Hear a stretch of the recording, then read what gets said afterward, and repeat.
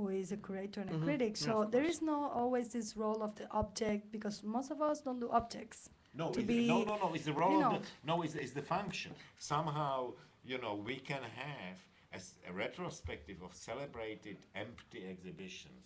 I'm actually slightly jealous here because I did one of them and I didn't quite get in. They got me to write actually in the catalog. That in was the kind of curatorial authority. Consolation, yeah, consolation prize.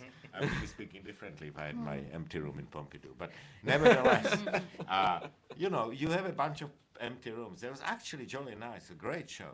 Really? Yeah, it was really good. And I mean, the idea, brilliant, cheap, brilliant.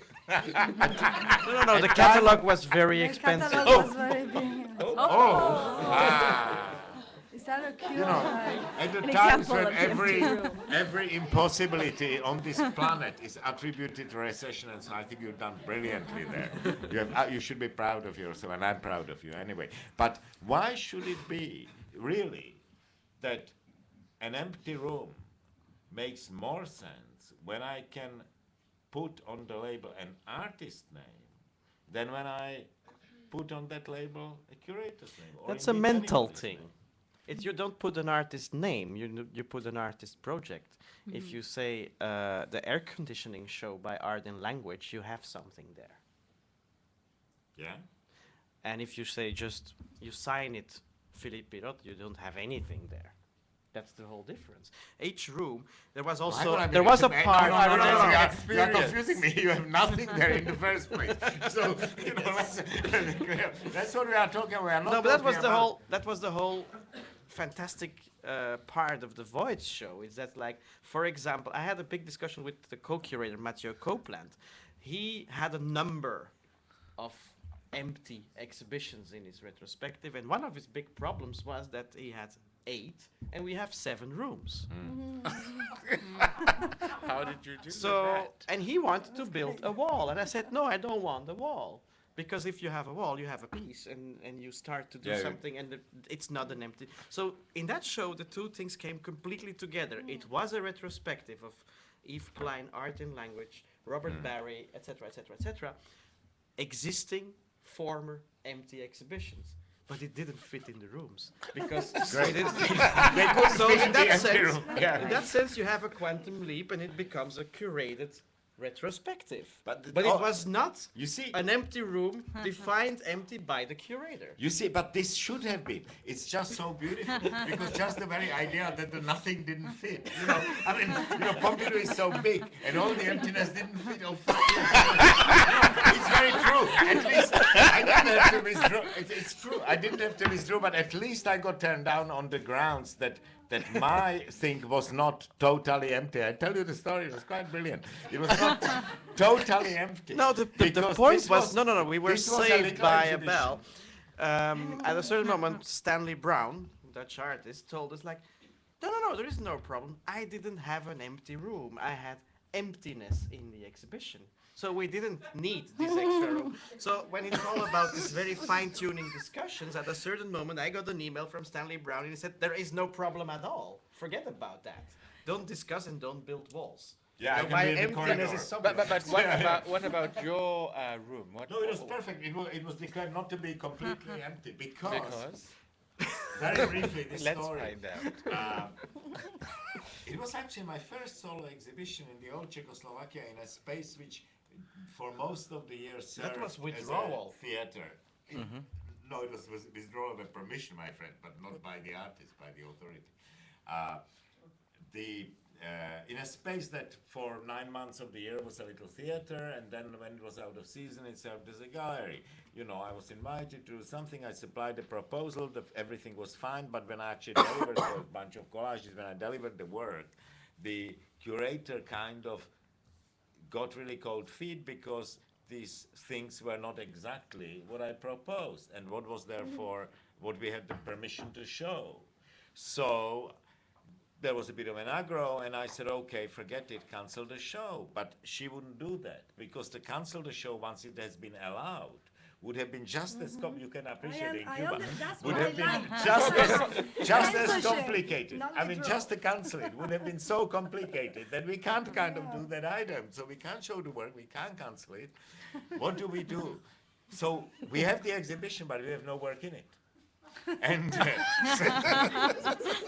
and so that's what we did, except that, and this is what disqualified me from this rather amazing sort of thing. I still wanted something in it, so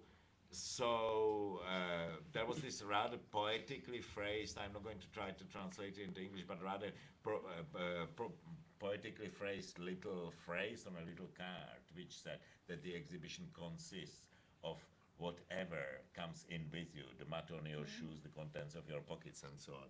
And Matthew said, "Oh no, that's terribly full. We can't have that. You know, we are already packed with nothing. You know, if people bring in the stuff in their pockets, you know, forget that. We'll never get that in."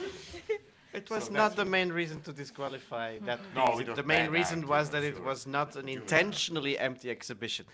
There you Please, go. people, help us mean, out of you this know, nothingness. This is interesting in one way. Convened by Philippe Perrault, a curator, one I'm a of you who moderator who I do deeply respect. I'm not joking here. Convened by him. This whole evening sounds like a plea for kind of mercy, you know, call for help. Come on, you know, don't be so hard on us, Daniel. You know, we are not so bad. If we do leave it over to the artists, you know, maybe it will be interesting, but, you know, are we really doing such a bad job? And then you suddenly hear, you know, that you are disqualified from showing nothing in an empty room. Because when you did show the nothing in the first place, it was not quite intentional. So it was a rather boring nothing, you know, which didn't have the kind of rigor. What is it that Zeman uses?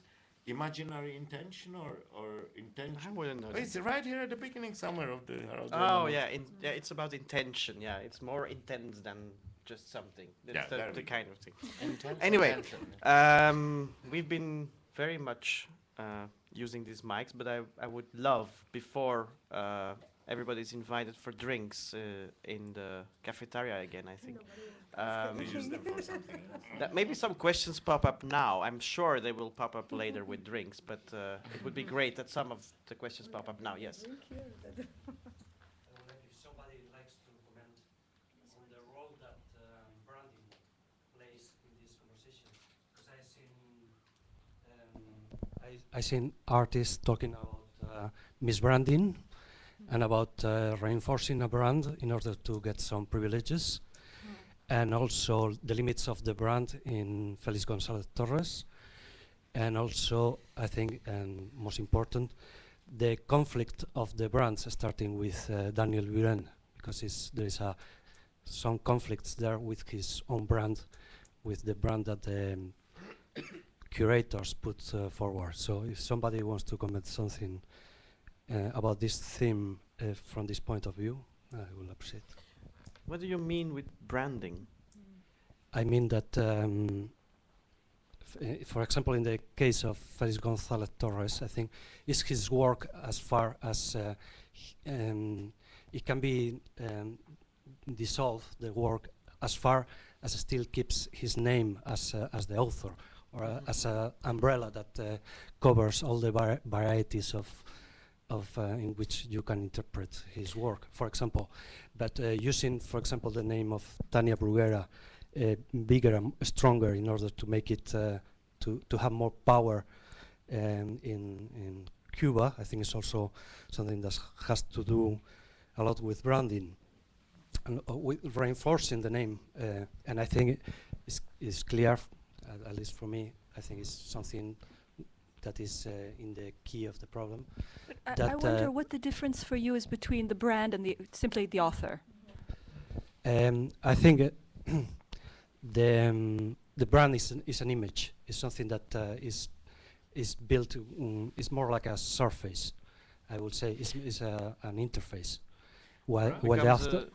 You mean a signifier? It becomes a signifier that is autonomous. That is not anymore connected to, like, it's not an altar with a whole background and life and resonance, references, etc. But it's kind of like, okay, it is a Taurus or a this, and that's what you mean. It's I a think, crucial difference between the authorial principle and the kind of brand logic. because Brand, like an institution, is actually apersonal. It continues in perpetuity in the absence of any new authorial investment. There does not need to be an original creative gesture or input for the brand to continue in perpetuity. Just as institution starts perhaps with a kind of individual or corporate initiative of very particular people, but its ultimate aim is to sort of shed that sort of identity and function independently from any further input, you know, like a perpetuum mobile. And I think that's what a brand is, whereas the authorial principle is totally tied to the identity of the author. But can it I not agree, be that except- that it's not about branding that much, but that an artist like Felix González Torres, he's not alive anymore, but that it can refreshing views on it or that it forms new input in the types of interpretation of the work, and that's absolutely not a problem. That it's not. I rather feel connected to what you organized with Felix González Torres when I did Alan Capro. But there it was the deliberate openness of Alan Capro to kind of like work with something that was borrowed from oral tradition to retell the story again when you go in that follow in that metaphor in another way. And what Capro said was very beautiful. He said like, and none of the people organized the retrospective dared to do that, was like, as long as the central metaphor is kept, and then you have to really like think about what is the central metaphor, it should be as different as possible and as far away as possible as from what I did in this kind of project. And I think that's very interesting. I think the most interesting output of an artist like Alan Capro is that exactly that type of problem of rehearsal, redoing things, reinvention, working with scores, etc. It opened up an enormous amount of possibilities, but at the same time, what we discovered was the enormous amount of limitations. We thought, oh, there is an enormous freedom, but then, oh no, this cannot, because you would leave the central metaphor. But isn't that, Philippe, a kind of reversal of roles? Because you're almost saying like, and I kind of sympathize with you, and I must say that I enjoyed immensely the way you presented. No, it's, you know, I did. Yes. Anyway, but isn't there a kind of a reversal of roles? Because you are almost like praising Alan Capro or his estate and his sort of, you know, whatever's left of him, for allowing or enabling you to do a certain kind of thing with that work and with that exhibit. Isn't it the other No. It was exactly, sorry. Isn't that exactly your job, the job of the curator, to enable the artist to do his job, to enable me to do my job?